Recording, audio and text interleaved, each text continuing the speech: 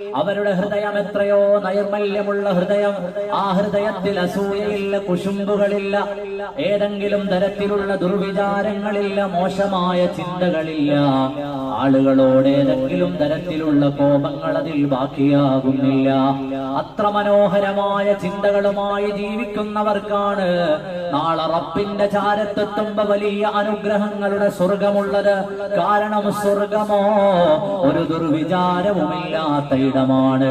അവിടെ അസൂയയില്ല, അവിടെ കിബറിന് സ്ഥാനമില്ല, അവിടെ ഏതെങ്കിലും മോശത്തരങ്ങളില്ല, മോശപ്പെട്ട ഒരു വർത്തമാനം പോലും സ്വർഗത്തിലില്ല. ഇല്ല ഖീലൻ സലാമൻ സലാമാ, ഇല്ലാ ഖീലൻ സലാമൻ സലാമാ.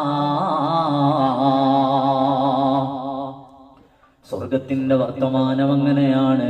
അത് സമാധാനത്തിന്റെ വർത്തമാനമാണ്, സന്തോഷത്തിന്റെ വർത്തമാനമാണ്, സ്നേഹത്തിന്റെ വർത്തമാനമാണ്. ഓ മുഅ്മിനേ, പരിശുദ്ധ റമളാൻ വരുന്നതിന് മുമ്പ് ഹൃദയങ്ങളെ വൃത്തിയാക്കി കാത്തിരുന്നോ. അള്ളാഹുവിന്റെ മാസത്തെ സ്വീകരിക്കാൻ ഒരുങ്ങിക്കോ. ഹൃദയത്തിന്റെ മുക്കുമൂലകൾ മുഴുവനും കരിപിടിച്ചുപോയ ഹൃദയ വിചാരങ്ങളിൽ നിന്ന് തൗബ ചെയ്ത് അള്ളാഹുവിലേക്കടുത്ത് എല്ലാ ദുർവിചാരങ്ങളെയും മാറ്റി നിർത്തി. എനിക്കാരോടും ഒരു തരത്തിലുള്ള പ്രയാസമില്ല, കോപമില്ല, വിഷമമില്ല, അസൂയയില്ല, സങ്കടമില്ല. ഏതെങ്കിലും തരത്തിൽ വിട്ടുവീഴ്ച ചെയ്യാനുള്ളതൊക്കെയും വിട്ടുവീഴ്ച ചെയ്തു കൊടുത്ത് ഹൃദയം തുറന്നിട്ട് കാത്തിരുന്നോ. വരുന്നു റമളാൻ, വരുന്നു റമളാൻ.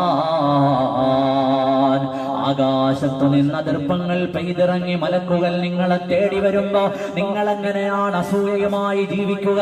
നിങ്ങളെങ്ങനെയാണ് കിബറുമായി കഴിഞ്ഞുകൂടുക? നമുക്കെങ്ങനെയാണ് ആ നേരത്തും അള്ളാഹുവിൽ നിന്നുള്ള അനുഗ്രഹങ്ങൾ സ്വീകരിക്കാൻ കഴിയാതെ നമ്മുടെ ഹൃദയങ്ങൾ മലിനപ്പെട്ട് ചുരുങ്ങിപ്പോകുന്ന തരത്തിലായി കഴിയാൻ കഴിയുക? അതുകൊണ്ട് ഹൃദയം ഒരുക്കിക്കോ, കൽബിനെ ഒരുക്കി കാത്തിരുന്നോ. അതാ ദിവസങ്ങൾ അകലെ നമ്മിലേക്ക് നമ്മുടെ അതിഥി വരികയാണ്.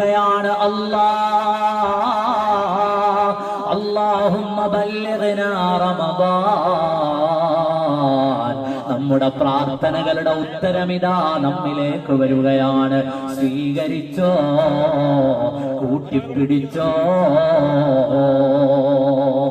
അല്ലാഹു നമ്മുടെ ഹൃദയങ്ങളെ നന്നാക്കി തരുമാറാകട്ടെ.